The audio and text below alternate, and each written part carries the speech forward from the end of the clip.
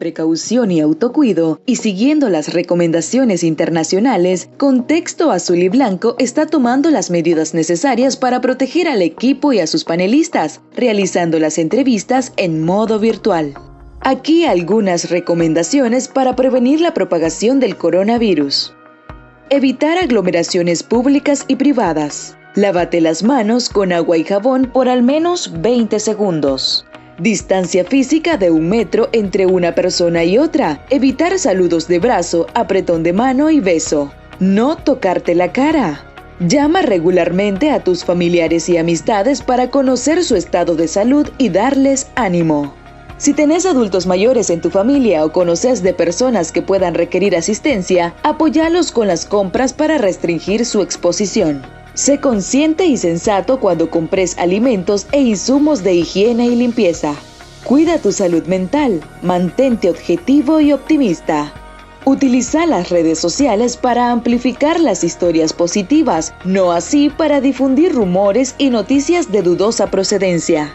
De ser posible, lleva una toalla de mano y úsala para agarrarte en los buses, así evitarás tocar agarraderas. Desinfecta con alcohol agarraderas de puertas, interruptores de luz, teléfonos celulares, teclados de computadoras, entre otros. Limpia los servicios higiénicos a diario. A los colegios públicos y privados, asegurarse de que las medidas preventivas sean también aplicadas y ampliamente difundidas. En tu empresa, adopta medidas sanitarias y educativas para el manejo de la pandemia y cuidado eficiente de los colaboradores y clientes. Los colaboradores deben tener agua, jabón, alcohol gel, desinfectante de superficies, toallas desechables, basureros con tapadera y pedal, entre otros. El aislamiento social es una medida importante. Evita salir si no es necesario. Protegiéndote a vos, proteges a tu familia y a tus allegados. Contexto Azul y Blanco.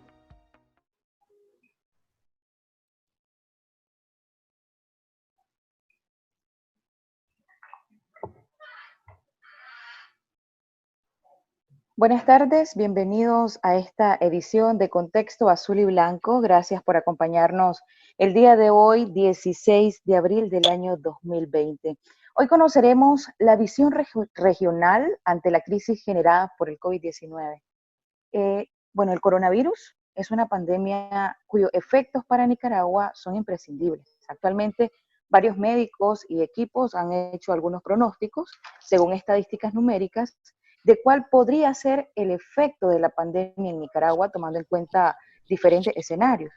Pero como sabemos, el COVID-19 es una pandemia, lo que significa que la afectación es a nivel mundial, donde Centroamérica, por supuesto, no sería la excepción. Centroamérica es analizada como un solo bloque y donde las medidas que se deberían de tomar se analizan como región. Actualmente El Salvador, Honduras, Guatemala, Costa Rica y Panamá se han acoplado a las medidas estipuladas por la Organización Mundial de la Salud, a excepción de Nicaragua.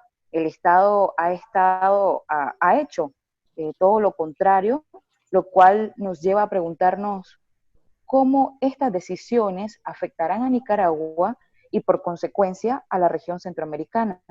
Por esta razón tenemos a 3 panelistas de diferentes países de Centroamérica. Ellos trabajan en el gremio de la salud, en el área privada y también en el área estatal.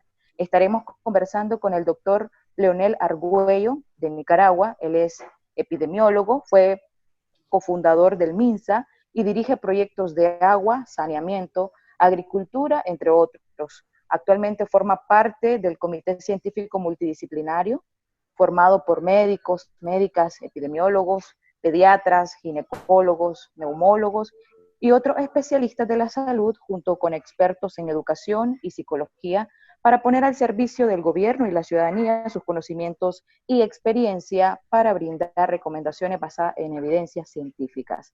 También estaremos conversando con la doctora Meryl Camas de Guatemala.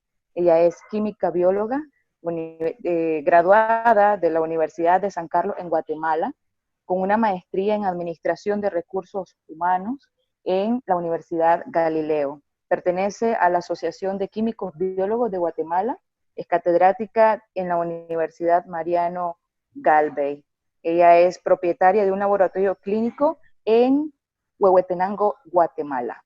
También vamos a conversar con el doctor Ricardo Sandoval de Panamá, es médico internista de la Facultad de Medicina de la Universidad de Panamá, con especialidad en medicina interna y una maestría en docencia.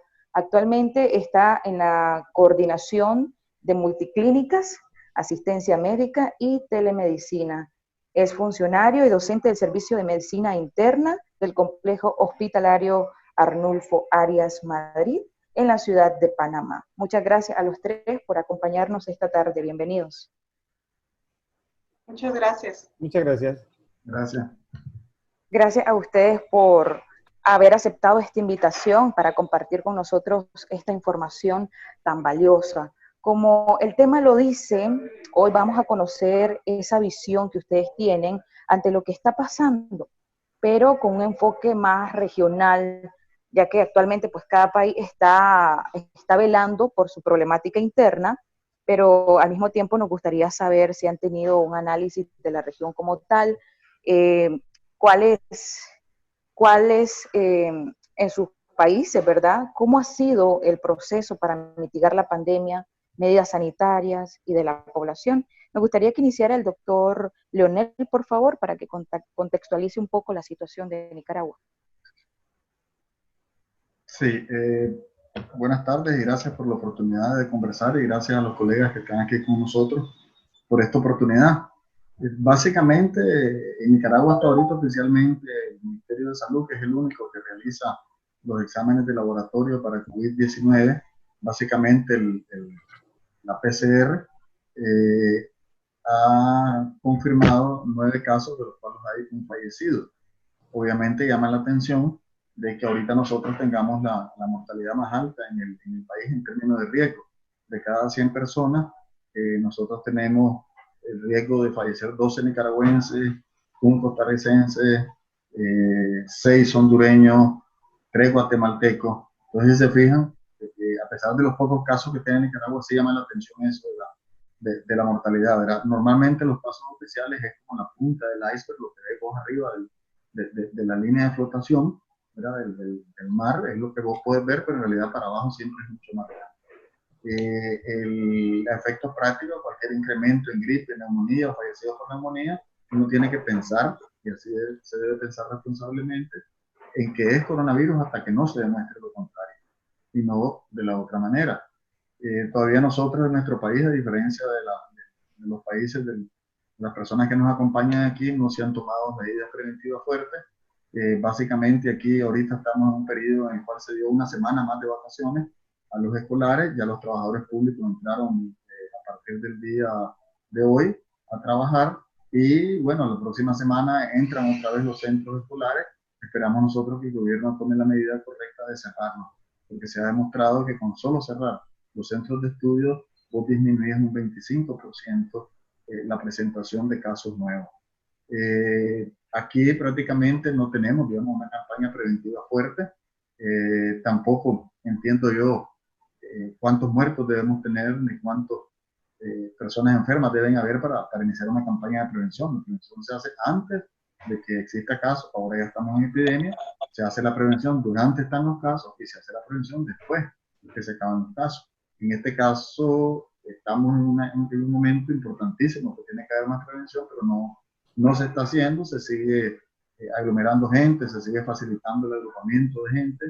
Entonces hay una parte de la población que creemos que hoy es de día, hay otra parte de la población que creemos que hoy es de noche, y es bien difícil conciliar dos realidades diferentes, ¿verdad? La vida lamentablemente nos va a demostrar quién tenía la razón.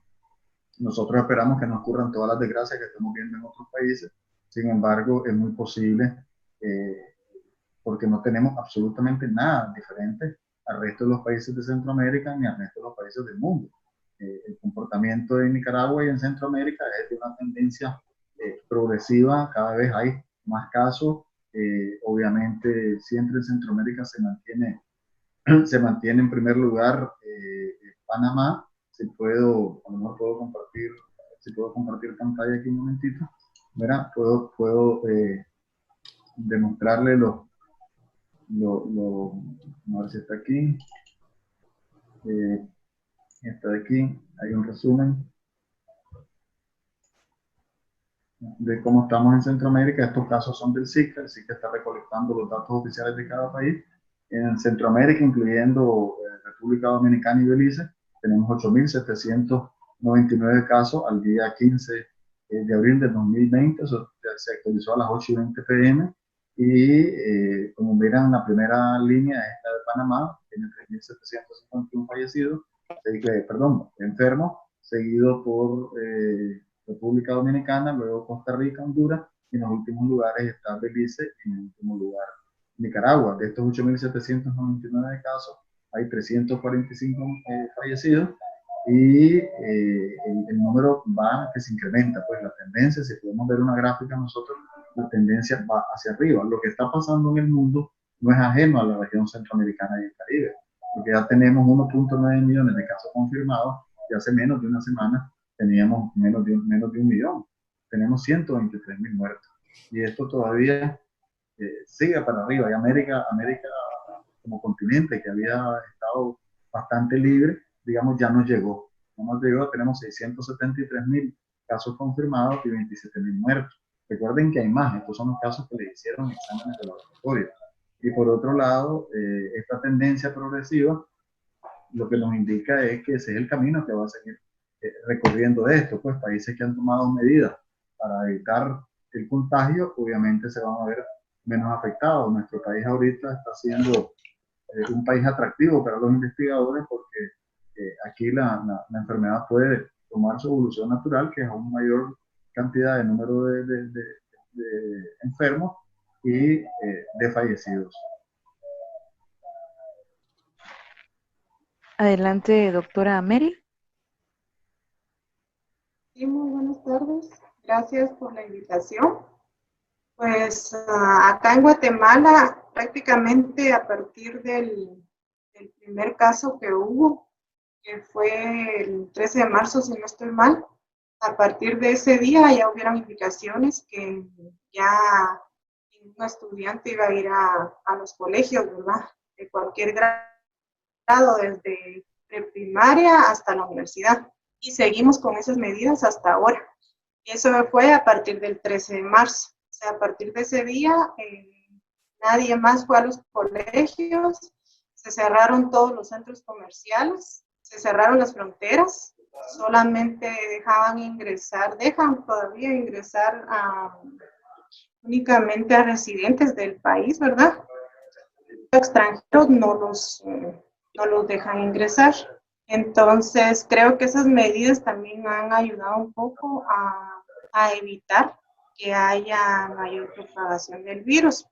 Pero, digamos, con relación a lo que es mi especialidad, como había mencionado el doctor Leonel, si no se hacen pruebas, pues no se van a tener casos, ¿verdad? Entonces, acá en Guatemala se están haciendo las pruebas, pero únicamente se le hacen a los pacientes que son sintomáticos.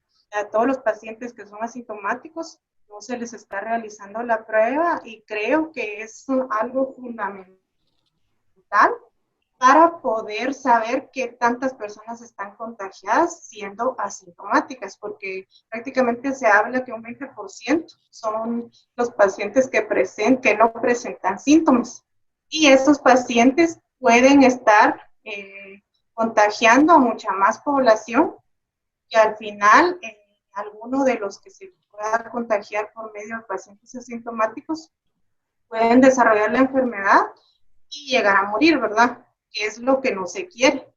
Pero eso únicamente se evitaría si se hicieran pruebas masivas. Ahorita todavía nosotros casos comunitarios por el momento hay muy pocos, entonces no se pueden hacer pruebas masivas a toda la población, pero sí por lo menos se podría, o sea, pensándolo personalmente, se podrían hacer por lo menos a los encuarentenados, porque algo que hizo acá el gobierno es que todos los que venían de viajes del extranjero, todos inmediatamente están en cuarentenados. O sea, ellos tienen que pasar 15 días en su casa, y si a partir de ese tiempo no desarrollan síntomas, entonces ya el paciente, digamos, ya se da caso terminado, y el paciente ya puede seguir normal su vida. Pero yo pienso que en ese tiempo, en esos 15 días, puede ser que un paciente no desarrolló síntomas, pero sí tiene la enfermedad. En ese momento no hacen la prueba, o sea, solamente hacen la prueba a pacientes que tienen síntomas. Entonces creo que ese es un factor que puede estar mermando, digamos, la cantidad de pacientes que hay en Guatemala con coronavirus positivo. Ahorita la última conferencia de prensa del presidente es que hubieron ya 196 casos, 155 si no estoy mal son los activos. Únicamente siento yo que es muy poco para la cantidad que somos de guatemaltecos y que empezamos hace más de un mes con la propagación del SARS-CoV-2, ¿verdad? Entonces, en relación a eso, creo que eso es lo que a nosotros nos está disminuyendo un poco, saber en realidad los datos exactos que hay de pacientes contagiados. Pero en relación a las medidas que se tomaron, sí fueron las adecuadas porque seguimos con el que no podemos, no vamos a clases todavía y todo está cerrado, centros comerciales, y a partir de las primeras semanas que se detectó el primer caso positivo, empezamos con toque de queda. Toque de queda es de las 4 de la tarde a las 4 de la mañana del siguiente día. Entonces, a partir de esas horas, no puede haber nadie afuera en las calles. Entonces, eso también ha ayudado a que se pueda, no haya mucha diseminación de la infección, ¿verdad? El coronavirus. Y ahorita, la última conferencia que fue el día domingo, el día domingo, ya es obligatorio que toda la persona que salga debe de usar mascarillas. O sea, no podemos salir si no usamos mascarillas y podemos tener una multa desde 7,000 quetzales hasta 100,000 quetzales si no usamos mascarillas, que también es una medida implementada muy buena porque como se ha demostrado que se puede transmitir el virus a través del ambiente y más si digamos nuestros países que nos cuesta un poco seguir las indicaciones, como es el distanciamiento social. Digamos, uno se da cuenta en las mañanas, en el tiempo que no es el toque de queda, está la gente afuera en la calle, pero nunca respetando su distanciamiento social. Entonces, por lo menos pienso que puede ayudar a disminuir un poco la propagación del virus usando mascarilla. Esa fue la última recomendación y que seguimos con toque de queda. Y ayer, que fue el último informe, nos dijeron que no sabían hasta cuándo iba a ser el toque de queda. No podía poner fecha todavía, solamente. Adelante, doctor Ricardo Sandoval, por favor. Buenas. Hola, ¿cómo están?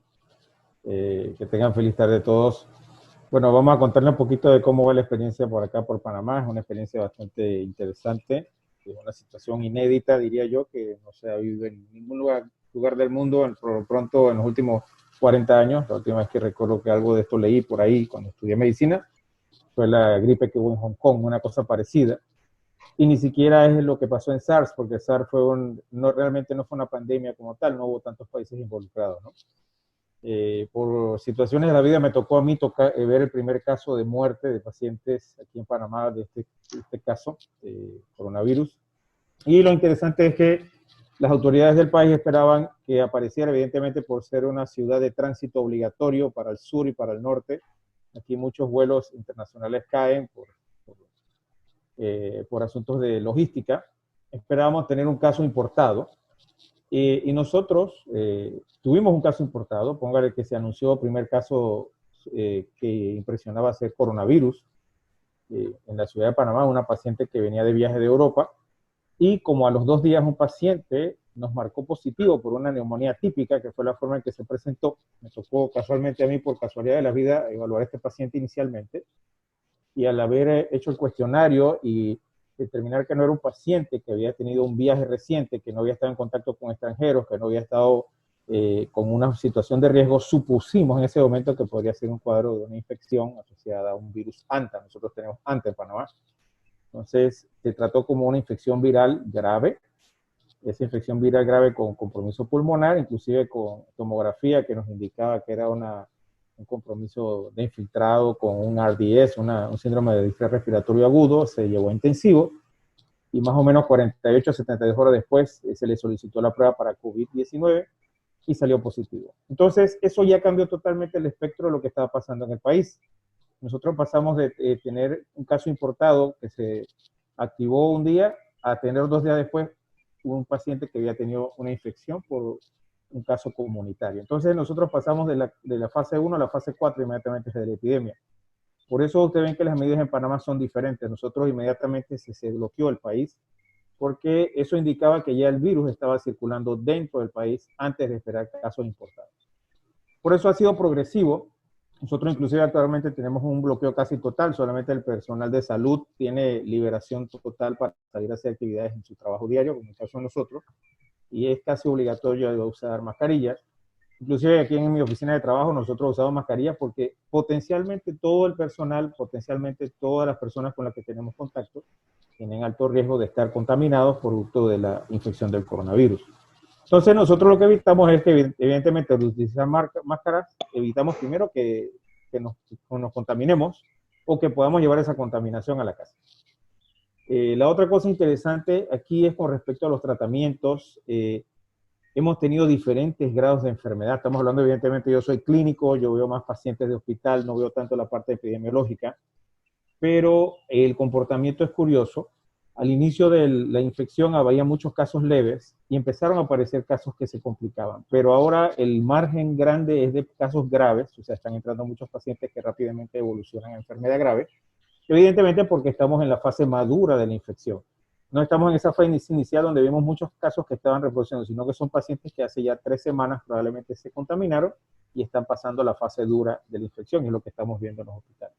Por eso hay algo de saturación del sistema de salud, que todavía en este momento no es que estemos al borde de colapso, pero sí estamos ya llegando a los límites de lo que uno espera que se maneje. Evidentemente somos países pequeños, somos países pobres, y por ser pobres nuestras limitaciones al acceso de ciertas terapias no es que es para todo el mundo. Y el otro asunto es la calidad de los pacientes. Sabemos también que por ser países que tenemos ciertas debilidades en el sistema de salud, las enfermedades crónicas son uno de los problemas principales que tenemos. Tenemos enfermedades del primer mundo, pero con presupuestos del tercero, lo que nos complica muchísimo los pacientes, por ejemplo, un paciente que está en hemodiálisis, un paciente que es diabético crónico, que es cardiópata crónico, inmediatamente tiene mayor riesgo de complicarse durante este cuadro de enfermedad. Bueno, también hay la parte positiva, ¿no? Me parece que las autoridades han hecho lo que pueden a tiempo y han podido detener rápidamente que la tasa de infección sea tan severa, pero como le dije, por tener ya una transmisión comunitaria, rápidamente saltamos de tener pocos casos a tener muchos casos. Es bueno tener muchos casos porque tener muchos casos quiere decir que haces las pruebas y puedes tamizar dónde estás. Lo único malo es que evidentemente saturas el sistema porque empiezas a aparecer casos y ya tú sabes que si tienes muchos casos vas a tener muchos enfermos. Estamos hablando no casos positivos, sino pacientes positivos con enfermedad aguda, y esos van a empezar a consumirte más recursos.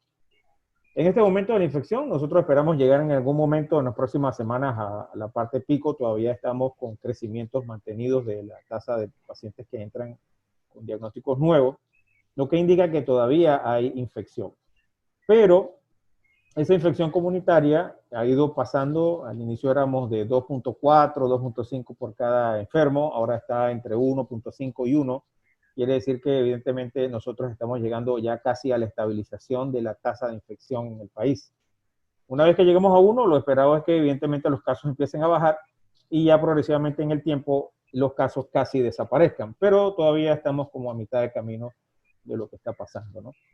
Esa es la realidad de nosotros. Evidentemente nosotros, como le dije, tuvimos infección comunitaria como el inicio del cuadro. Quiere decir que como por ser un país de tránsito ya circulaba el virus antes de que se detectara, pero como se tomaron las medidas a tiempo, estamos hablando de preparar todo un equipo de respuesta rápida, se pudo ya crear un escenario que es el escenario que tenemos ahora mismo de bloqueo total, que es la manera que se puede controlar una pandemia de tipo respiratorio.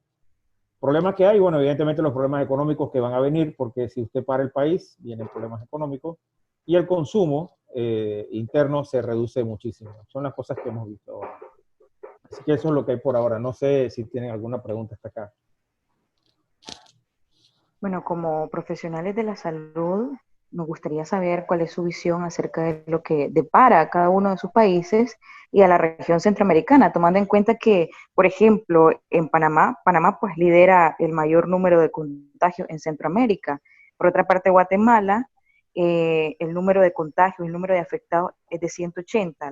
La curva de contagio está empezando a escalar. Y bueno, en Nicaragua pues ya no se diga más, aquí ni siquiera conocemos el número exacto de contagios. Adelante. Sí, aquí se están haciendo muy pocas pruebas que nosotros tengamos información, ¿verdad? Porque no hay, la información es bastante confusa, no tenemos la información que hay en el resto de países de Centroamérica, inclusive algunos, tengo entendido que Panamá lo hace, El Salvador, Costa Rica, no sé si posiblemente Guatemala también, no lo he visto, pero tienen en tiempo real los exámenes que se están haciendo, qué tipo de exámenes se están haciendo, a qué personas, en qué lugares, cuántos negativos, cuántos positivos, cuál es el sexo, etcétera. Esa información aquí no la tenemos nosotros. Los comunicados oficiales son comunicados confusos, inclusive para mí, para poder interpretarlos puestas, ¿verdad? Y a veces encontrar hasta contradicciones en el mismo informe. Así que no sabemos, pues no tenemos respuesta para eso. Lo que nosotros sabemos es que expertos internacionales de la Escuela de London, en el King College de London, de médicos epidemiólogos en Irlanda, el doctor Víctor III en México y el INCAE, que es el instituto que conocemos nosotros de administración aquí para Centroamérica, también han hecho sus proyecciones y en términos de proyecciones van desde 1.9 millones de personas enfermas en este país que tiene la población más o menos un poquito menos que El Salvador, 6.5 millones de habitantes, hasta de 1.5 hasta 4 millones de habitantes que se pueden enfermar, y en fallecidos se supone que a finales de mayo pudiéramos llegar a tener hasta 10.000 muertos, y algunos están planteando 49.000 y hasta 68.000 muertos si seguimos, digamos, en este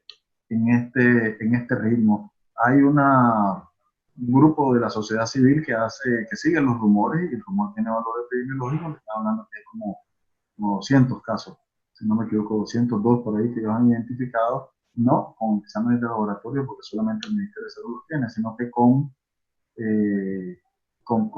entrevistas pues, que le han hecho a la gente, a los familiares, de lo que ha pasado, o a los muertos, se han enterrado muertos, digamos, en bolsas plásticas, que no es común, a menos que tenga ébola o COVID-19, porque son los dos únicos casos en los cuales vos tenés que hacer ese tipo de entierro sin que los familiares lo puedan verlo, tenés que meterle en una bolsa plástica rápidamente.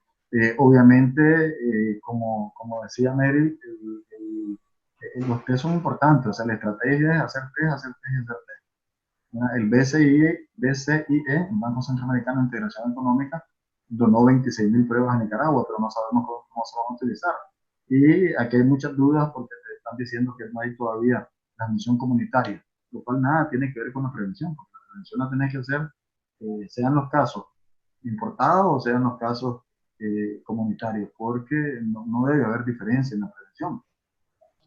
Sin embargo, hay que notar que el hacer más exámenes de encontrar más casos, ¿no? Y si hay alguna duda que tengas sobre si existe la circulación viral o no en este país, cosa rarísima, me parece a mí que saliera negativo, es muy sencillo hacerlo, tomas una muestra de la población, le haces una muestra, se mete un palillo, un hisopo en la nariz hasta el fondo, se toma esa muestra, se guarda, se mete en una maquinita que es especial para poder leer y poder identificarte si el virus está ahí presente o no, y podrías darte cuenta ahí si efectivamente está circulando el virus o no, o puede ir que las aguas negras, ¿verdad? Porque por las heces se transmite el virus, se defeca el virus, pero el virus no produce ninguna enfermedad. Puedes también encontrar ahí los restos del virus, eso es fácil.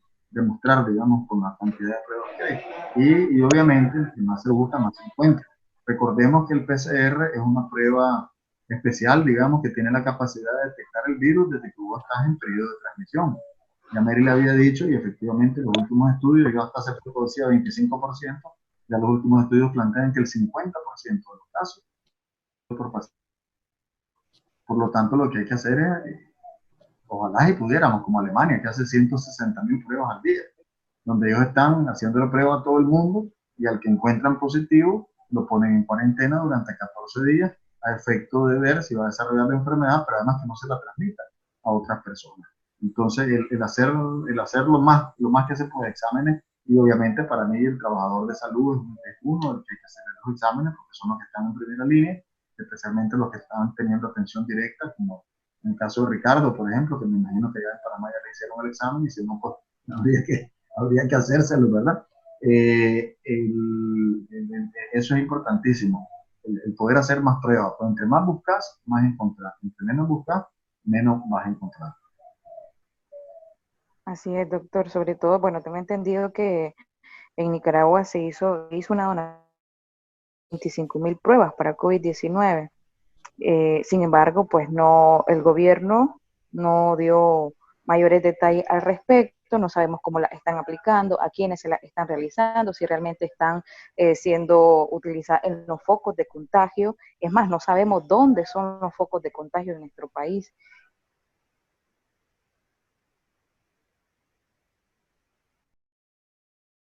Doctora, por favor.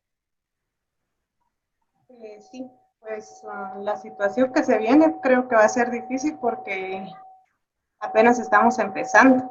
O sea, hasta ahorita se empezó a notar el repunte de los casos. Empezó a subir esa curva, ¿verdad? Pero yo pienso que uno de los factores principales para que se vaya disminuyendo la curva es primero tratar de hacer todas las recomendaciones que nos ha dejado entrever el gobierno, ¿verdad? Porque ellos, así como ustedes indicaron, están haciendo lo mejor posible para poder mantener el virus, que ya no se expanda más, y nosotros como población pues debemos de cumplir esas situaciones, ¿verdad? Pero se está dando el caso por lo mismo de que somos un países tercermundistas, no mucha gente cree lo que va a suceder. O sea, piensan que tal vez no va a pasar mayor cosa, que va a ser solo por un tiempo, ya, pero ahorita, digamos, estamos viendo la situación que hubo en Ecuador, todo lo que pasó en tan poco tiempo, que lo mismo si nosotros no ponemos de nuestra parte, al final de cuentas no vamos a poder sobrevivir, digamos, a esta pandemia, porque no tenemos la capacidad como un país, digamos, del primer mundo. Somos un país tercermundista, incluso acá en Guatemala hay muchísimos respiradores, entonces no se puede dar abasto el sistema de salud con tantos pacientes que al final necesiten respiradores, digamos. Y con relación a las pruebas, acá en Guatemala, las pruebas que se están realizando, únicamente al inicio las estaban haciendo en el Laboratorio Nacional de Salud. Y también están utilizando PCR en tiempo real, que es lo que acaba de indicar el doctor Leonel, que lo que se hace es amplificar primero convertir el ARN viral y convertirlo a ADN y después amplificarlo, ¿verdad? Y ya por medio de secuencias ver si está positivo o no el paciente. Esa era la primera prueba que estaban haciendo. Y por ser una prueba de PCR, más tardado entregar el resultado. Entonces creo que también eso es uno de los factores que puede como que hacer que se expanda un poco más el virus, porque se tardan prácticamente 48 horas en dar el resultado. Cuando hay pruebas que se pueden hacer con la misma metodología de detección y son un poco más rápidas. Ahorita Ya aquí en Guatemala se crearon, se están todavía construyendo algunos, pero varios hospitales temporales que van a ser específicos para coronavirus, para pacientes con coronavirus.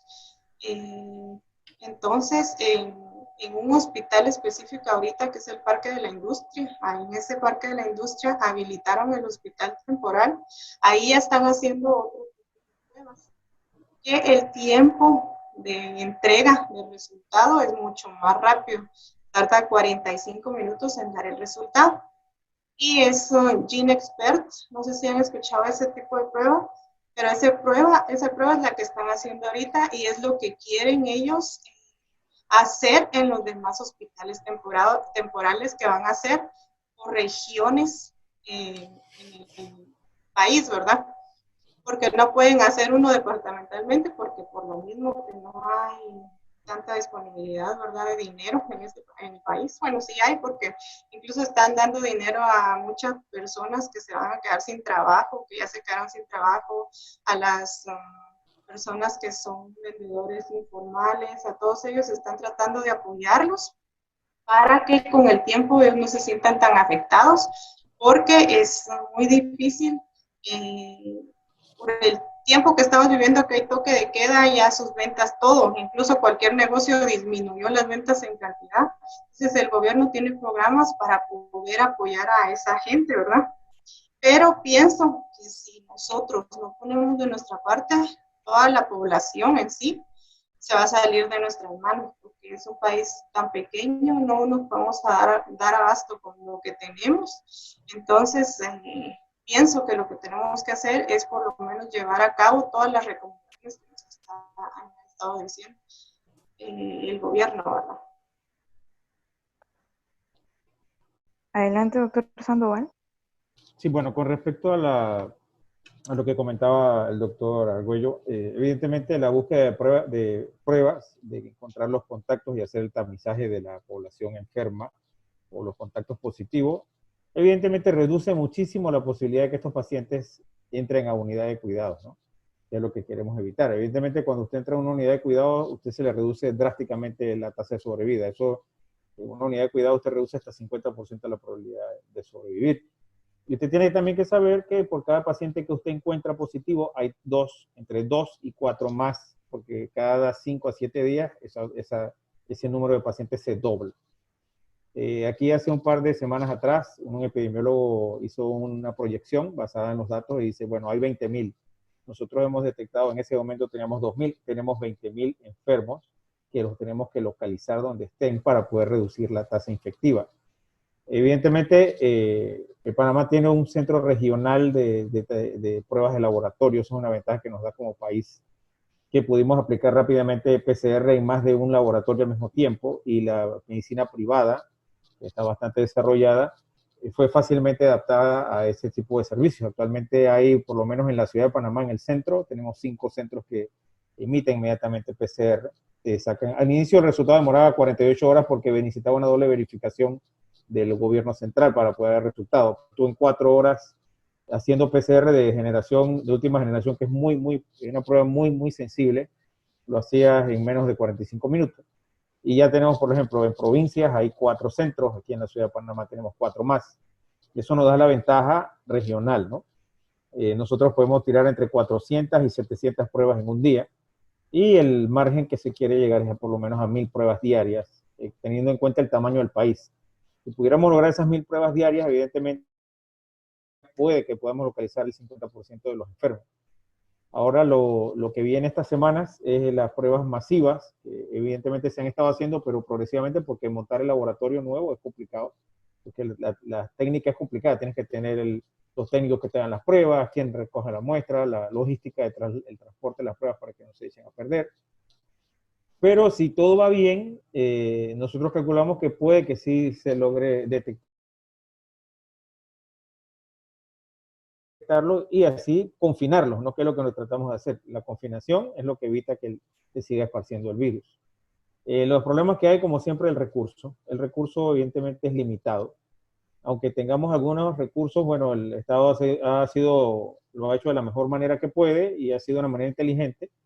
y se ha hecho esa parte de la confinación. Ha habido mucho apoyo también de las empresas privadas. Hay muchos contactos, se están quedando en hoteles. Los hoteles evidentemente están cerrados por la parte de la pandemia, así que ellos han facilitado las habitaciones de manera que una vez que se detecta un positivo, el positivo se va a un hotel y ya reduce la tasa de infección inmediatamente. Eso es una ventaja que tiene. Por lo menos hay unas 1.000 o 1.500 camas de hotel que ya están habilitadas y eso reduce muchísimo que ese contacto siga infectando a otras personas. Ahora, evidentemente, hay que esperar las próximas semanas a ver cómo se comporta la curva y ese periodo de estabilización, que si todo va bien, debe ser en 15 a 20 días más. Luego de ahí debe venir la parte de retroceso de la infección, que es lo que esperamos. Cosas que esperamos para el país. Bueno, evidentemente después de esto viene la reconstrucción. Esto es algo que siempre hablamos nosotros como médicos. La gente nos pregunta, ¿y esto cómo va a acabar? Bueno, esto es como una situación de la naturaleza. Cuando ustedes le dicen que viene un huracán y el huracán se acerca y usted ya le dicen, ya estamos a 5 kilómetros de la costa, es poco probable que usted pueda hacer algo para detener eso, porque usted tiene que prepararse para cuando llegue. Y una vez que ya está en el huracán, sobrevivir, y después que sobrevive, esperar qué pasa al final. Y los que sobrevivimos, seguir adelante, porque las pandemias van a seguir apareciendo. Esto no es algo nuevo. Ya vimos que el SARS-CoV-2 tuvo la capacidad de regarse por todo el mundo. El SARS-CoV-1 no lo hizo, pero era potencialmente infectivo, en igual posibilidad que este. Así como está esto, hay otras gripes que están por ahí todavía, el H5N3, el H1N1, si no cambia la forma de presentación, si no encontramos que aparezca alguna otra, una vacuna o algo antes, eso puede volver a aparecer. Y también tener en cuenta que esto, como lo conocemos actualmente, no va a desaparecer en un periodo no menos de un año y medio, como lo conocemos ahora mismo, de seguir con las restricciones de movilidad, la parte de utilizar mascarillas todo el tiempo. Es algo que va a ser nuevo en la vida de todos nosotros. Imagínense cosas tan simples como mandar al chico al colegio y va a tener que ir con mascarillas. Y eso va a ser una cosa que va a ser en la vida diaria por lo menos en los próximos 6 meses a un año, hasta que esto se resuelva. Entonces, esa es la perspectiva que tenemos que tener claro y bueno, ver con esperanza que las cosas van a mejorar, pero van a demorar un tiempo. Es lo que puedo decirles por ahora de la experiencia de lo que hemos vivido en esta situación actual. Después de haber hecho esta especie de análisis comparativo, me gustaría partir de algo tan sencillo para la siguiente pregunta, y es que tanto en Guatemala como en Panamá, como bien lo expusieron ustedes, es exigido el uso de mascarillas, tanto en los pacientes como en el personal médico. Sin embargo, en Nicaragua hubo un momento, o no sé si todavía es así, en donde el personal médico inclusive se le prohibió usar mascarilla y material y equipo médico pues, de protección en los hospitales para no alarmar a la población, a los pacientes. Y si no es así, que me corrige el doctor Argüello, por favor. Y bueno, a partir de esto nos gustaría conocer su opinión sobre las decisiones tomadas por el Estado de Nicaragua, en donde no hacen siquiera un llamado al distanciamiento social, cómo esto afectaría a Nicaragua y por ende, cómo afectaría a la región centroamericana también. Adelante, por favor. ¿Quién comienza? Doctor Argüello, por favor.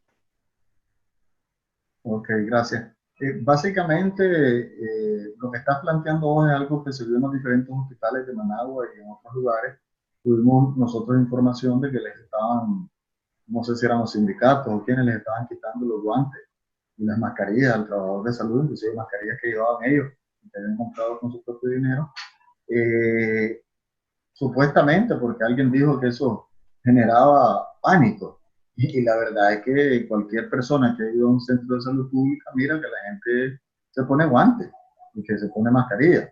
O sea, no es una cosa extraña. Y anda de bata blanca y se ponen uniformes de diferentes colores y los que atienden niños andan unas batitas más coloridas y más alegres, con dibujitos y todo. Pero la gente está acostumbrada a eso. No miro yo por qué razón quitarle una medida de protección básica, además eso es salud ocupacional, de forma obligatoria por el Ministerio de Trabajo. Entonces no se debería estar haciendo, ¿no? En relación a qué es lo que va a pasar aquí, bueno, hasta el momento aquí no ha habido una posición oficial de prevención de la epidemia. Lo que nosotros confiamos es lo que la población está haciendo. Y la población ha respondido muy bien. O sea, les puedo dar ejemplos que son increíbles. Gente de zonas rurales que no ha mandado a sus hijos a la escuela, a pesar de que esa es la mejor comida del día. Han valorado más la salud que la comida de sus hijos. Gente que son dueños de buses, que han puesto un tanque en la parte de arriba con una tubería de plástico y una pajita y un grifo y un lugarcito para poder poner el jabón, y le exigen a todos los pasajeros que se laven las manos con agua y jabón. Y están poniéndole cloro a todo lo que es metal y plástico del bus.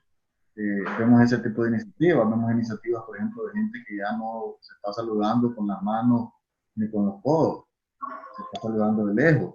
Vemos que hay mucho menos, especialmente en Managua, ¿verdad? Da un poco de tristeza que en otros departamentos no del país, pero en Managua, si vos ves, va a un supermercado y está relativamente vacío. En Semana Santa se hicieron 832 actividades de promoción, fiestas, carnavales y demás. Pues sí, participó alguna gente, pero la mayoría de la gente no fue a las playas, a pesar de que habían buses gratis y con comida y una serie de facilidades que te daban. Entonces la población sí se quiere cuidar aquí. Y la experiencia nuestra, y en el caso mío, pues que tengo más de 40 años de ser médico y de trabajar en el área de salud pública, yo es primera vez que miro a la población nicaragüense pidiendo a gritos que quiere protegerse, pidiendo a gritos que quiere prevenir la enfermedad. Siempre, tradicionalmente, las personas te piden más centros de salud, más hospitales, menos tiempo para esperar a la operación que te corresponde, más calidad, servicios de emergencia, pero nunca te pide la población prevención. Y en este caso, la madurez de la población aquí está pidiendo prevención. Entonces nosotros confiamos en la población, confiamos que el gobierno cierre realmente las escuelas, porque los padres no están mandando a sus hijos a las escuelas, que cierren las universidades también, porque cualquier centro de estudio es un riesgo, porque están más de 40 personas juntas en una sola aula y luego llevan el virus a las casas. Y aquí tenemos el 7% de la población es mayor de 60 años y muchos tienen enfermedades crónicas, y lo que es peor, no están tomando el tratamiento adecuado o lo están tomando de vez en cuando, o no están con la dosis adecuada, o no pudieron comprar el medicamento si no se lo dio el sistema público. Entonces, nuestro contexto es un contexto diferente al europeo. Aquí tenemos una situación higiénica deplorable, hay muchísima basura, los sistemas de recolección de basura no son buenos, hay que mejorarlos en epidemia como la que tenemos. Los sistemas de agua, la propia capital tiene apenas una cobertura del 40% de la población con agua permanente, intubada, ojalá y sea clorada, y el resto de la población no, se tiene que levantar en la madrugada para recolectar agua. Entonces, si estamos hablando que los ejes fundamentales de esta enfermedad es el lavado de manos con agua y jabón por más de 40 segundos, porque el virus tiene una capa de grasa alrededor que lo protege, y ya sabemos que el jabón quita la grasa, con eso el virus muere. ¿Qué va a pasar si no tenemos agua en las comunidades? ¿Qué va a pasar si no tenemos los mismos barrios de las ciudades? ¿Qué va a pasar si no hay suficiente jabón? ¿Qué va a pasar cuando fallezca una gente en la casa que no le dio tiempo de ir a la unidad de salud? ¿Quién no va a ir a buscarlo?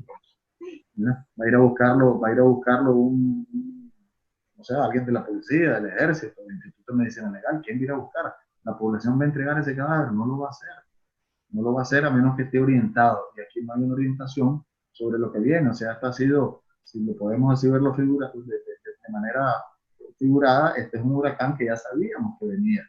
¿Verdad? Que tiene meses de estarnos avisando. Ya estamos comenzando a sentir en Centroamérica apenas los primeros aires del huracán. Y apenas estamos subiendo. ¿Verdad? Y Centroamérica va a ir así dentro de poco. Y aquí pues nosotros no sabemos cuál es la capacidad que se tiene. ¿Verdad? Te dicen que sí, todo está listo, pero lo que estamos viendo es que los trabajadores no tienen equipo de protección. O sea, aquí ver a Ricardo así me da alegría por ustedes y me da tristeza por los míos. ¿Verdad? Porque nosotros no tenemos eso aquí. Y me refiero ni la gente de atención primaria, ni la gente de atención secundaria, y ojalá, pues, por lo menos los que están en cuidados intensivos, los que van a estar en las salas de esto, pues, el 20% de los trabajadores de salud en el mundo se han infectado y han muerto bastante. ¿Se imaginan aquí sin equipos de protección? No sé si allá, Ricardo, ustedes ya tienen también colegas enfermos, pues, o allá en Guatemala. Sí, las primeras cuotas siempre han sido del personal de salud, eso no podemos negarlo. Hemos tenido colegas que han fallecido.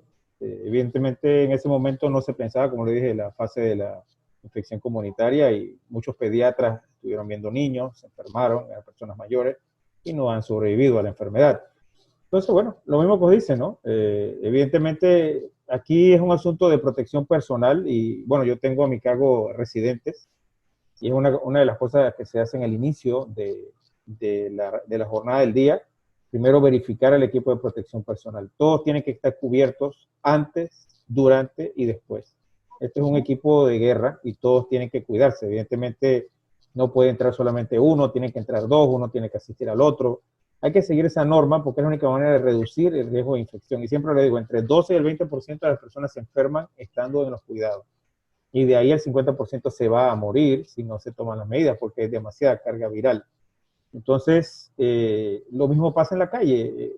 Ahora, lo último en los supermercados, todo el mundo tiene que usar mascarillas, guantes para manipular los alimentos porque hay un grupo importante de infecciones gastrointestinales que no sabemos de dónde son, pero probablemente son COVID gastrointestinal que estamos viendo, porque los alimentos llegan a la casa, no se toma el mejor cuidado en la manipulación, se preparan los alimentos a veces semicrudos, se los comen y el paciente se enferma y se vuelve un foco de infección interno, ¿no? Entonces, creo que el equipo de protección es importante. Por ejemplo, todo esto que yo tengo puesto en la cara cuando llego a mi casa, me lleno de alcohol y después me lo quito y después al baño y se vuelve ya una rutina y llega un momento que es casi automático. Tú no llegas a la casa sin quitarte todas estas cosas, ¿no? Y hay que volverlo como una rutina. Como les dije, el mundo como lo conocimos probablemente va a cambiar y en los próximos 2 años esto va a ser lo normal, andar con mascarilla, saludarnos de lejos y ese contacto diario que teníamos antes no va a ser lo común.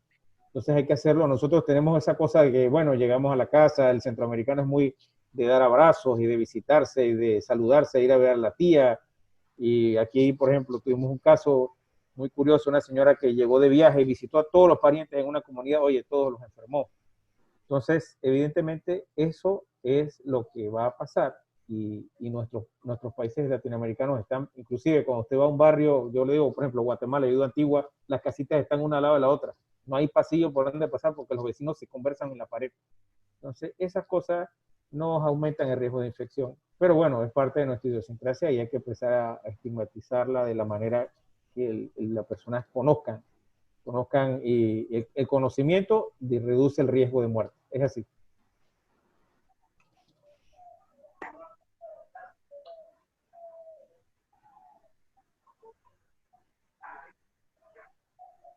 Hola, Adelante. doctora Meryl.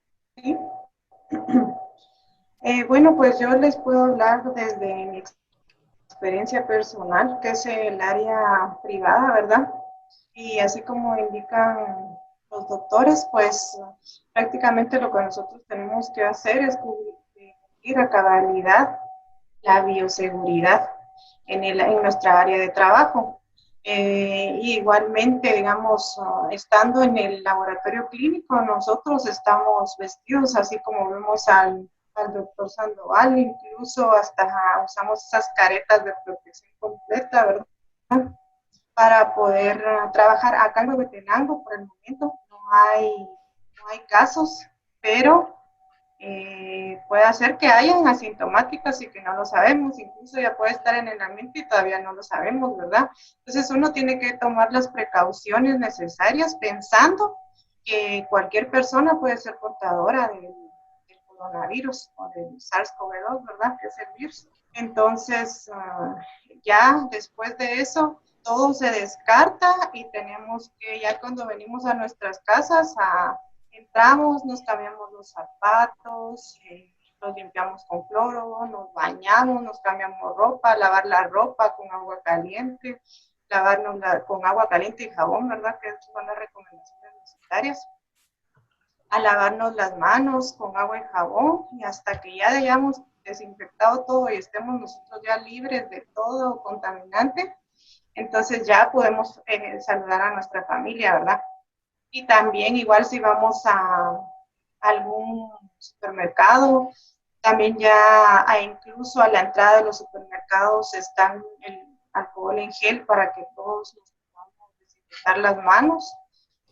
Hay una persona encargada de limpiar los carritos esos de supermercados antes de que los tomemos para poder hacer las compras. todas las verduras y todo está empacado con ese nylon termoadherible, algo así creo que se llama. Están así empacadas como para que no haya mayor contacto de manos en las verduras. Pero igual la recomendación que nos han dado y que debemos hacer es desinfectar todo lo que traigamos de fuera para nuestros hogares, ¿verdad? Ya sea con solución de cloro o con agua y jabón. Pero lo importante pues es que nosotros tomemos conciencia que lo primordial es la bioseguridad, que tal vez muchas personas hasta ahora están viendo ese término de bioseguridad, que tal vez para nosotros es un poco más común, porque al menos en mi ámbito, casi todo el tiempo tenemos que usar mascarilla, lentes protectores, guantes, bata, o sea, así es nuestro diario, ¿verdad? Vivir. Pero ahora ya no es únicamente en el laboratorio clínico, sino que es en cualquier lugar en el que uno vaya. Tiene que andar uno con mascarilla o incluso con guantes si uno quiere, ¿verdad? Pero sabiendo que los guantes en la finalidad es como que uno, o sea, uno tiene que limpiarse los guantes con cualquier superficie que uno toque, igual se los tiene que limpiar o desinfectar. Entonces hay que tener mucha conciencia. He visto acá en Guatemala muchas personas que salen con guantes, pero no sé realmente qué tanto sepan de cómo manejar el uso de los guantes, ¿verdad? Que al final de cuentas, si no los manejamos adecuadamente, igual la contaminación es la misma. Entonces, hacer énfasis en eso, en la bioseguridad y en lo que decían de que cómo, que qué podemos nosotros aconsejar al país de Nicaragua. Pues yo pienso que más que todo nosotros tenemos que verlo en relación a tres niveles, digamos, el nivel individual, colectivo y a nivel de gobierno. Individual, que ya depende de nosotros informarnos, y ahora hay tantas plataformas en internet donde podemos ver qué soluciones se están dando en otros países y qué poder nosotros aplicar a nuestra vida, ¿verdad? Y colectivamente, digamos, si nosotros pudiéramos ayudar o a algún vecino o ver la situación, si yo tengo algo, le puedo colaborar, le puedo ayudar, porque la situación económica se va a salir de control. Más adelante, pienso yo, mucha gente le va a afectar o nos va a afectar. Entonces, si nosotros podemos ayudar a alguna persona con algo simple y poder esa persona, digamos, que ese día no tenga alimentos y nosotros tenemos algo en lo que le podemos ayudar, todo eso nosotros lo podemos hacer. Al final de cuentas, nosotros estamos aquí, nos debemos aquí a toda la gente, o sea, todos si convivimos y somos empáticos, al final, bien, ¿verdad? Entonces, y lo más importante sería que el gobierno se involucrara y pudiera realizar alguna política donde ya se puedan tener normas, ¿verdad? Sí, los demás países centroamericanos y como los demás países del mundo, ¿verdad? Ese sería mi punto de vista. Tal vez algunas cosas que no mencioné yo, que hay que reconocer es que la Iglesia Católica fue uno de los primeros en tomar las medidas. De hecho, aquí hay lugares, departamentos donde la Iglesia Católica está cerrada y la gente sigue como que nada. Han sido muy responsables la Iglesia Católica. Me preocupa la Iglesia Evangélica, porque ahí la Iglesia Católica va los domingos a misa, la Evangélica va diario y hay más contacto interpersonal. Entonces estamos muy preocupados con la Iglesia Evangélica. Además, las iglesias evangélicas, pues hay miles. Y son, digamos, espacios más reducidos en los diferentes barrios, sobre todo barrios populares, y es un peligro. Pues. Entonces, hemos tratado de incidir hasta donde podemos, con el científico técnico con ellos, pero no es tan fácil. También la empresa privada ha hecho una serie de labores, todas las recomendaciones que hemos ido dando, ha ido cumpliéndolas. Ya los supermercados tienen una barrera plástica, ya hay gente que te abre la puerta y te echa alcohol. Te echan alcohol a los carritos, te lo limpias con alcohol antes de que vos agarres el carrito. Yo creo que hay cosas que se han hecho, obviamente no es suficiente. Eso no es suficiente, tenemos que hacer mucho más. Hay dos lugares que me preocupan a mí bastante en el país, que yo quisiera a lo mejor escuchar sus experiencias. Uno es las cárceles, ¿verdad? Que nosotros vamos a hacer un webinar posiblemente de las prisiones para el día sábado, y con gusto los invitamos. Vamos a mandar ahí a través de aquí de Contexto el vínculo. Y el otro que me preocupa bastante a mí es los mercados. Nosotros tenemos aquí mercados, bueno, tenemos mercados más grandes de Centroamérica que se mueven no sé cuánto, por mínimo $2 millones, pero creo que el doble del triple diario. Son mercados enormes que son toda una ciudadela, ¿verdad? Que no tienen las condiciones higiénicas adecuadas, no hay agua, es complejo, ¿verdad? Hay gente que vive ahí al interno del mercado, entonces no sé qué medidas han tomado en el caso de Guatemala o de Panamá alrededor de cárceles y mercados, que nos pudiera servir pues como idea. Bueno, aquí un poquito del asunto de las cárceles, evidentemente, como toda América Latina, el problema de hacinamiento es importante. Ya ha habido casos de COVID en cárceles. Hay una cárcel que está al norte del país que se llama la ciudad de Colón, se llama Nueva Esperanza, hubo 5 casos positivos. También hay un centro donde hay un grupo de migrantes que entran cada cierto tiempo al país, que vienen de Colombia, de Sudamérica, en dirección a México. 30 casos ahí. También tuvimos la experiencia de un grupo del órgano judicial, que ellos tienen una oficina donde se hacen los trámites de primera instancia. También hubo casos positivos. Entonces se complica un poco. Algunas de las medidas que se han tomado es la reducción de penas de manera automática, de manera que aquellos que tienen 3/4 partes inmediatamente se le activa el sistema y lo sacan de la cárcel. Pero ese es un sitio difícil, primero porque hay bandas, segundo porque el acceso al sistema de salud en esos lugares es complicado. Evidentemente hay mucha corrupción también, ha habido problemas serios de corrupción dentro de estas unidades que se han ido depurando, pero los problemas persisten porque hay mucha delincuencia común con otro montón de cosas ahí. Evidentemente esos son sitios donde se llaman sitios problemas, se han tomado medidas, tengo entendido que el gobierno ya ha hecho algo con esto, pero eso, como decirle, es una zona gris donde nadie sabe qué va a pasar y donde en el momento que empiece, como dicen, a caer los naipes, ahí se van a caer todos de un golpe, ¿no? Porque estamos hablando que son sitios donde puedes tener 10.000, 15.000 personas recluidas al mismo tiempo. En una barraca viven 30 o 50 personas y es un espacio reducido de menos de 40 metros cuadrados. Entonces es un asunto complicadísimo. Eso con respecto a esto. Los mercados periféricos, bueno, eso sí se ha ido reduciendo. Básicamente casi no están operando en este momento. Eso es una ventaja que tiene porque casi todo lo que es el mercado se ha hecho en lugares formales. No estamos hablando en supermercados como tal, porque los mercados que son lo tradicional, que uno va de domingo y hace la compra y uno ve el animal fresco y las cosas muy frescas, eso se ha ido reduciendo, casi no es tan operativo por el mismo problema de la salubridad, porque no se puede controlar. El hecho de tener animales vivos o tener animales muertos frescos ahí, eso es complicadísimo inclusive para el mantenimiento del aseo, por lo cual el gobierno de primera instancia, esos lugares básicamente quedaron vetados para la venta de productos alimenticios inmediatos.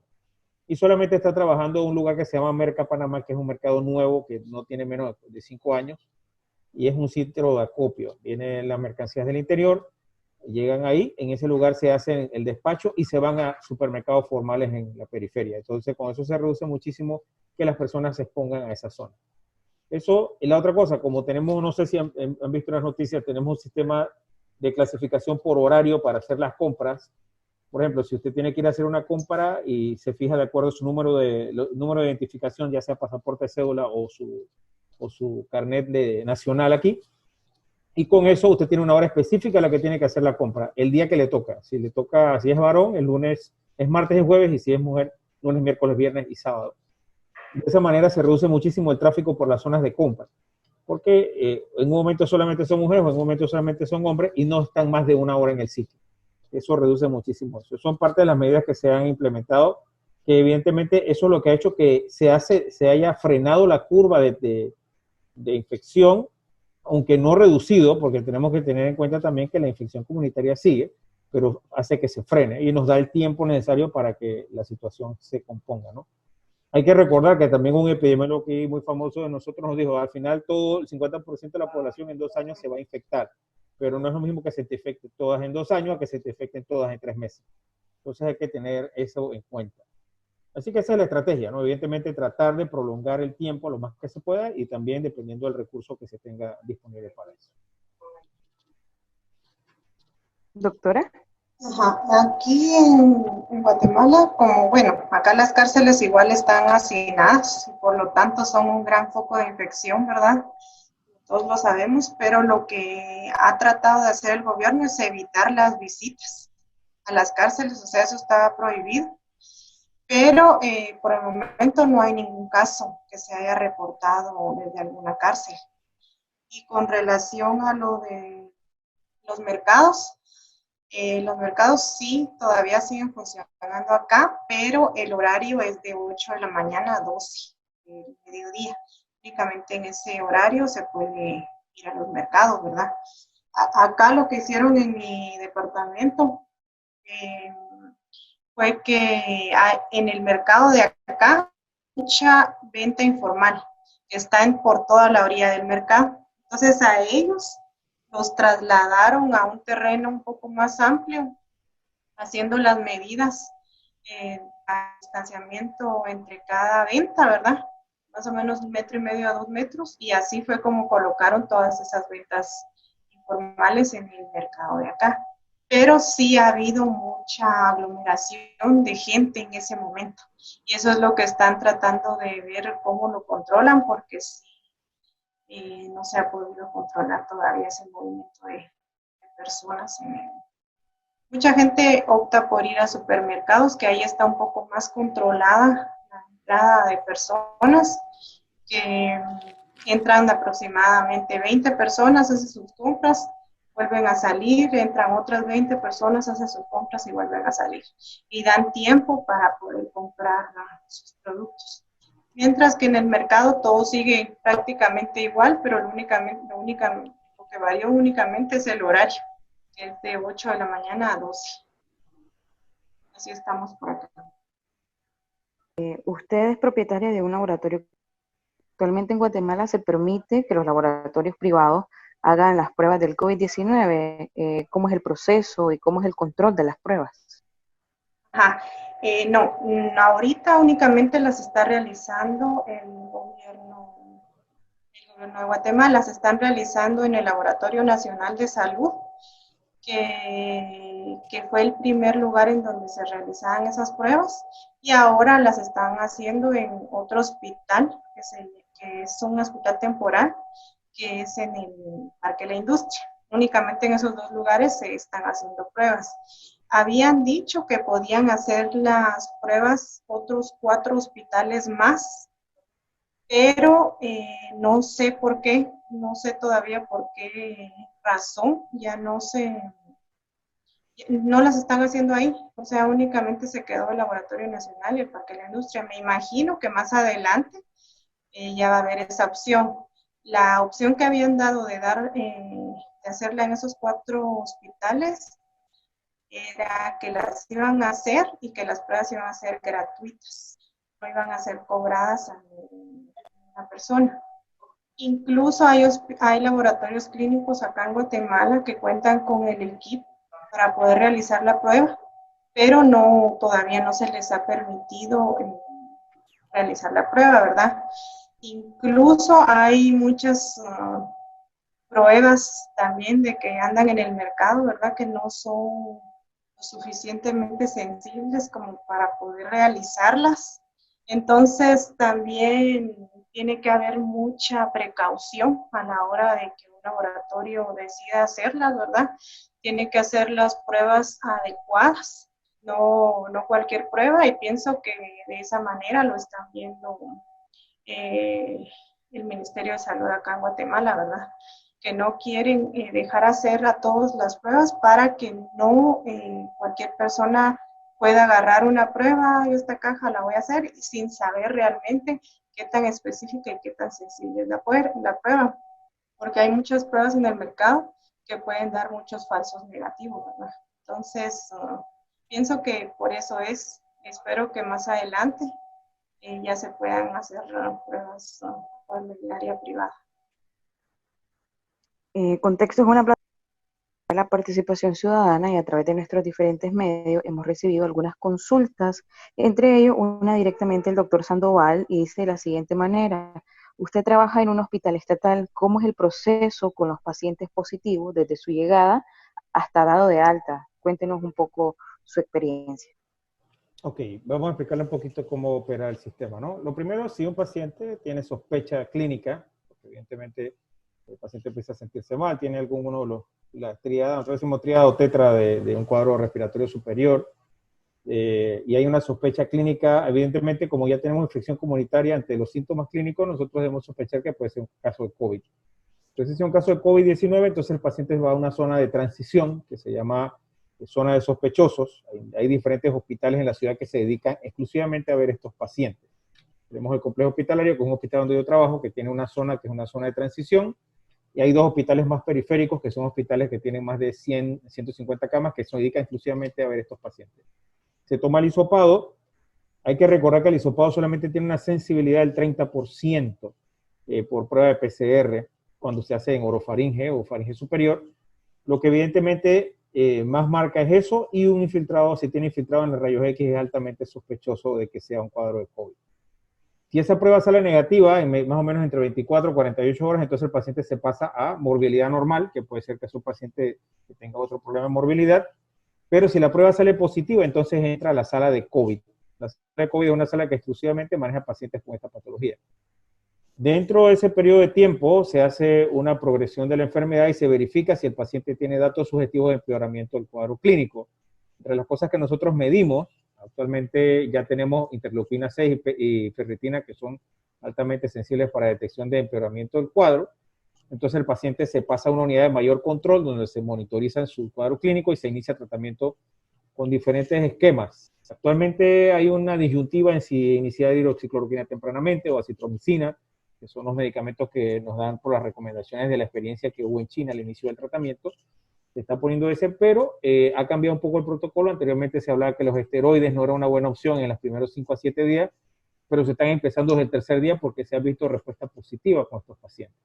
Se puede manejar con el sistema de alto flujo, si tiene fallo respiratorio inicial, y si tiene por estudios de ultrasonografía, de tórax, datos de un síndrome de respuesta inflamatoria pulmonar avanzada, un RDS, o por tomografía, entonces se pasa a una unidad de cuidado crítico con intubación endotraqueal y manejo de ventilación mecánica durante el periodo que el paciente mejore su cuadro. Todo esto que le estoy diciendo es un periodo, esto se hace en un periodo de continuo, porque los pacientes pueden que pasen de una transición a otra, puede ser que estén muy bien y después vayan a casa, o viceversa, el paciente empiece bien y después empeora los síntomas y tenga que ir a una unidad de cuidado crítico. Y una vez que el paciente sale de esa unidad de cuidado crítico o ya está en una zona de transición de recuperación, entonces se hace una evaluación, se verifica si ya no es un portador asintomático, porque puede ser que los síntomas clínicos mejoren, pero todavía es portador. Y si el paciente no es portador asintomático, haciéndole una prueba de control, si sale negativa para PCR nuevamente, entonces el paciente se deriva a una unidad de cuarentena, puede ir de 15 a 30 días, dependiendo de los cuadros clínicos, y después ya se deriva a su casa. Ese es el orden de la atención del paciente. Evidentemente, eso hace que se sature las unidades, por eso tenemos ahora los hoteles hospital, donde se van los pacientes que están en transición o los pacientes que tienen enfermedad leve, para esperar la progresión, si requieren un cuidado avanzado o si se pueden quedar en unidad leve y pueden pasar cuarentena en esa área. Ese es el plan de esquema de tratamiento que se está usando actualmente. Doctor Argüello, la ciudadanía también ha hecho una interrogante para usted y dice de la siguiente manera: ¿cómo está Nicaragua en este momento en comparación a hace una semana? Como equipo científico multidisciplinario, ¿cuál es la visión que tienen? Actualmente, ¿han logrado coordinar con el Estado o Ministerio de Salud, ya que entendemos que ustedes se pusieron a la orden? ¿Han recibido alguna respuesta? Efectivamente, el comité multidisciplinario se puso a la orden del gobierno y a la orden de la sociedad civil y de los diferentes grupos organizados. El gobierno no nos ha llamado, pero sí nos hemos reunido nosotros. Yo creo que con la mayor parte de los grupos de la sociedad civil, tanto aquí como los que están en la diáspora y los que están en el exilio. A todos los atendemos por igual y damos las recomendaciones pertinentes de lo que se debe hacer. Nosotros diario estamos en los medios de comunicación alertando a la población explicándole las medidas de prevención que debe realizar usted para evitar el contagio y alertando sobre lo que puede venir, ¿verdad? Hemos visto algunos resultados, yo no te puedo decir si es porque nosotros estamos haciendo este trabajo o porque si la gente está viendo la televisión o está revisando los medios sociales, lo importante es que vaya, ¿verdad? Lo importante es que la población haga lo correcto. Todavía hay muchos mitos, ahí siguen bombardeando con noticias que vienen de afuera y noticias que se generan en calor interno, de que como somos un país con temperaturas calientes, no tenemos. Entonces digo, miren Panamá, más caliente que nosotros. Después nos vienen diciendo de que como tenemos altas coberturas de vacuna BCG, que a nadie le va a pasar nada. Y miremos, en Centroamérica tenemos un montón de casos, estoy seguro que la mayoría estaban vacunados con la vacuna BCG que se pone cuando naces, y casi todos los centroamericanos nacemos en hospitales o si no, vamos a alguna unidad de salud. Luego que como tenemos pocos casos, entonces eso te da la falsa seguridad de que aquí no va a pasar nada. La verdad es que es complejo, pues uno vemos que es de noche y otros vemos que es de día, y cuando es de día unos vemos que es de noche y otros de día. Entonces es como difícil conciliar eso. Mi recomendación a la gente que ha estado movilizada, que ha ido a mítines políticos, que ha ido a la playa, que ha ido a cualquier tipo de actividad, hasta actividad deportiva, inclusive aquí se ha promovido. Entonces, que por favor cuenten 14 días, ¿verdad? Y que esperemos pues que los 14 días no tengan ningún problema, pero que si tienen, por favor, y especialmente si tienen fiebre, tos y opresión en el pecho o dificultad respiratoria, que no lo piensen ni un minuto, diciendo que van a esperar en la noche a ver si mejoran, que van a esperar un ratito más. Vayan a las unidades de salud, vayan a buscar ayuda médica lo más pronto posible, porque esto es parejo para todos. Aquí el virus no hace diferencia, es ser humano, y ahí todos somos iguales, independientemente de que pensemos de una manera u otra. Entonces, nosotros esperamos, ¿verdad?, de que la población responda. Es lo único que tenemos nosotros esperanza, porque ayer es la única forma en que podemos defendernos. La autogestión de la población, la automovilización de la población, el autocuido que están haciendo, es la única arma que tenemos en este país hasta el día de hoy. Hay una última intervención por parte de la ciudadanía. Dice de la siguiente manera, estaba dirigida a los tres. ¿Cómo es el informe que reciben de parte del Estado para la población sobre los casos? ¿Cómo ha sido el proceso y qué tan detallado y transparente es? Doctora Neris, por favor. Sí, nosotros diariamente nos informa el gobierno qué cantidad de pruebas se hicieron, cuántos casos aparecieron en el día, y nos lo van desglosando por regiones. No nos dicen, digamos, en el departamento de Huehuetenango hay uno, hay dos, sino que es por la región. La región abarca Quetzaltenango, Huehuetenango. También hay, digamos, en esa región solo está el 7%, pero no nos dicen cuánta cantidad hay en cada departamento. Entonces, ahí nos indican cuántos hay recuperados, cuántos hay activos, cuántos fallecidos y el total de casos. Eso nos lo dicen todos los días. Y cuántos hay por región.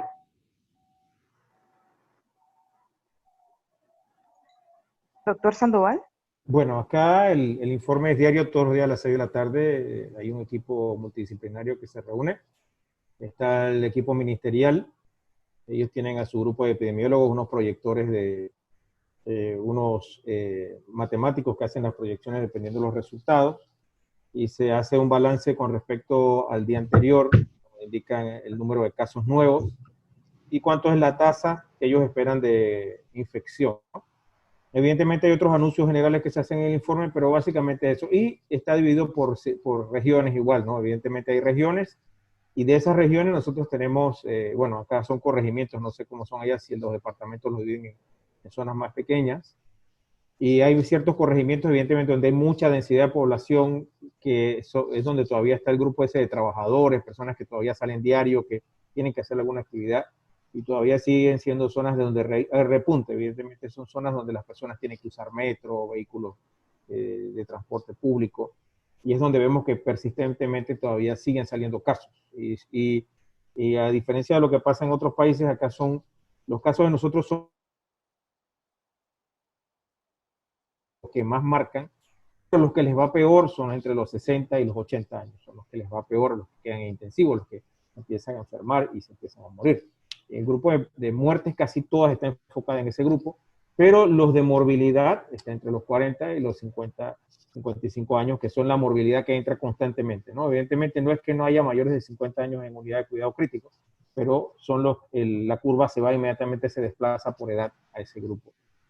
La otra cosa con respecto a la mortalidad, evidentemente siempre puede que haya un delay porque ellos tienen una hora de corte antes de la conferencia, que puede ser entre las 3 y 4 de la tarde, y esa hoja de corte siempre, de repente a veces hay una distorsión porque puede que los casos que están más a la periferia llegan tarde para ser reclutados y ya se suman para el día siguiente.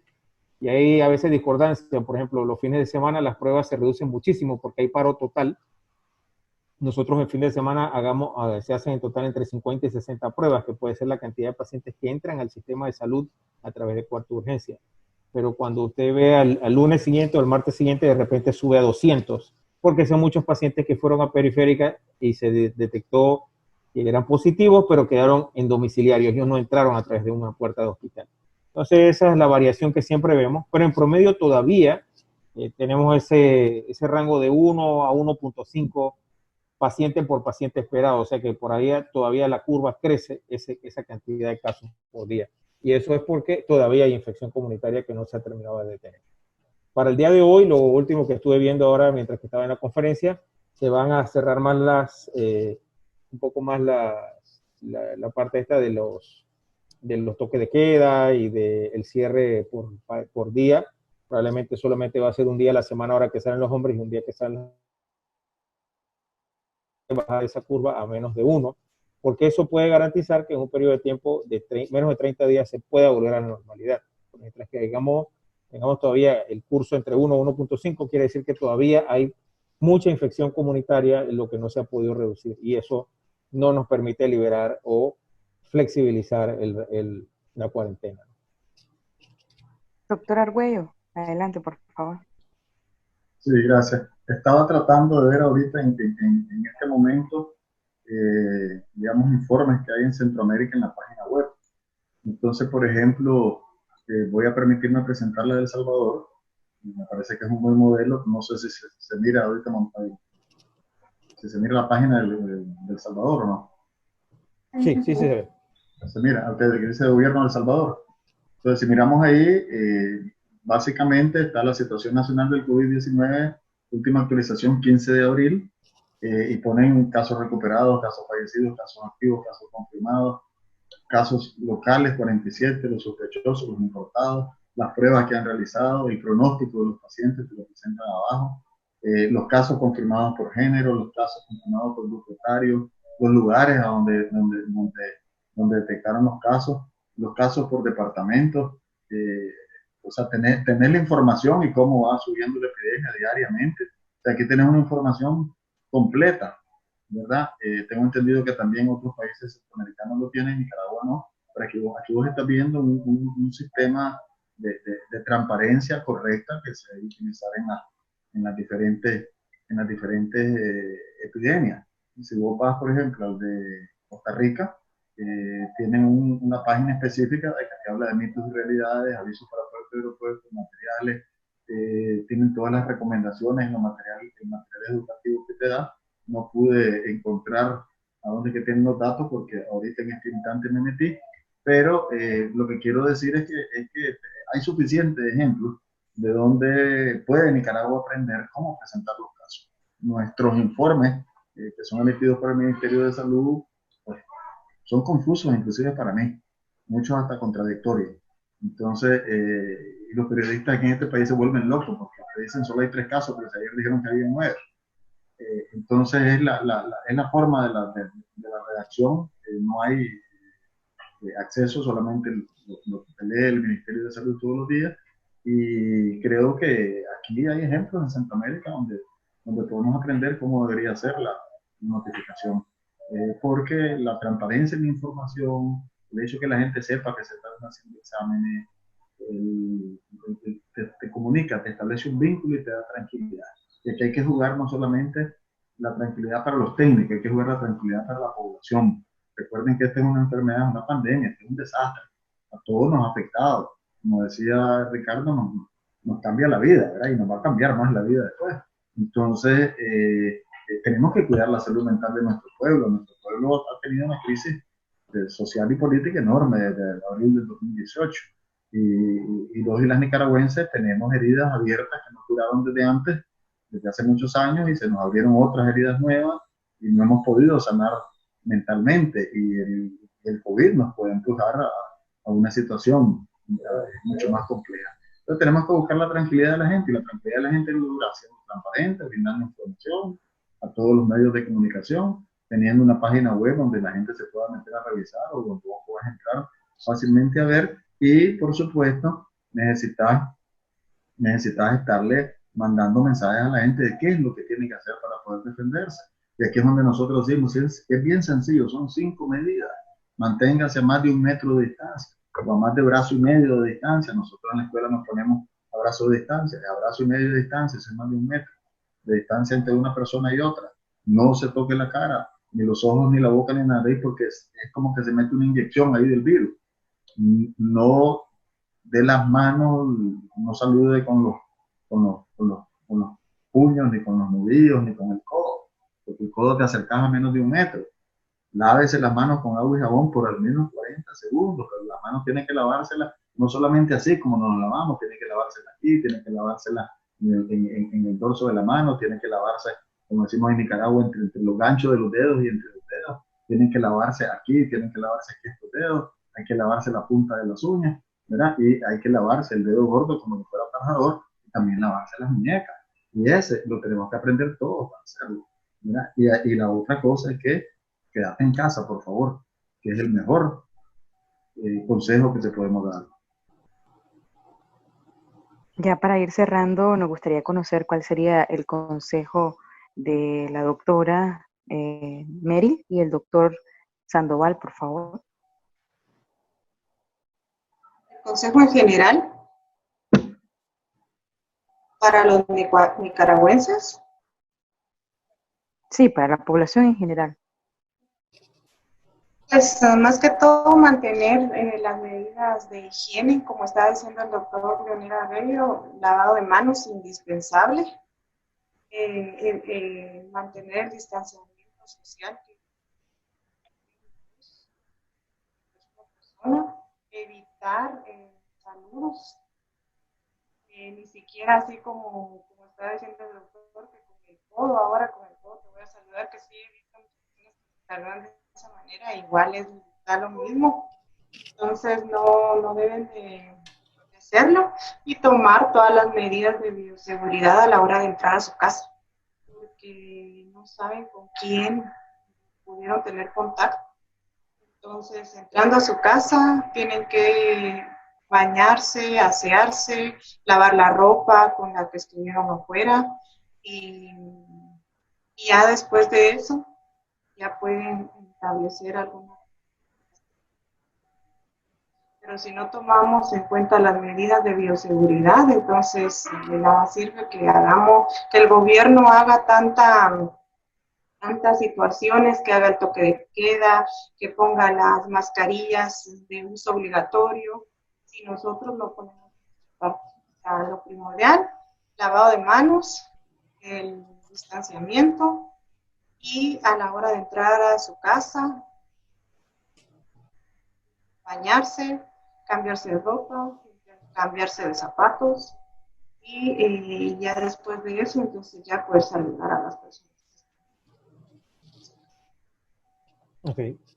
Con respecto a las medidas de protección, bueno, igual como nos dice Meryl y como dice Leonel, las medidas básicas son lavado de manos, el distanciamiento social, evidentemente, y ante cualquier síntoma sospechoso de una enfermedad que puede estar iniciando, tomar las medidas del caso. Evidentemente, ninguna gripe es tan complicada como esta situación, y ningún síntoma es mínimo, ¿no?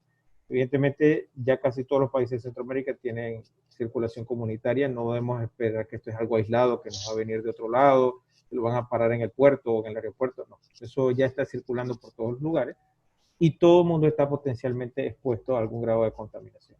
Lo mismo las medidas de cuidados generales, lavado de manos y todo el material que utilicemos debe de cumplir con un estricto protocolo de desinfección. Una vez que esto pase, evidentemente cuando ya la vida sea un poco más feliz, dentro de un par de semanas o quizás meses, volvamos todos a la normalidad.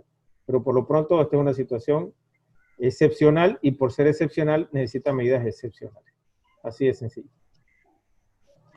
Bueno, de esta manera damos por finalizada esta edición el día de hoy. Muchísimas gracias a la doctora Meryl Camas, que nos acompañó desde Guatemala, también al doctor Ricardo Sandoval, que estuvo con nosotros desde Panamá, y por supuesto al doctor Leonel Argüello desde Nicaragua. Muchísimas gracias por la participación.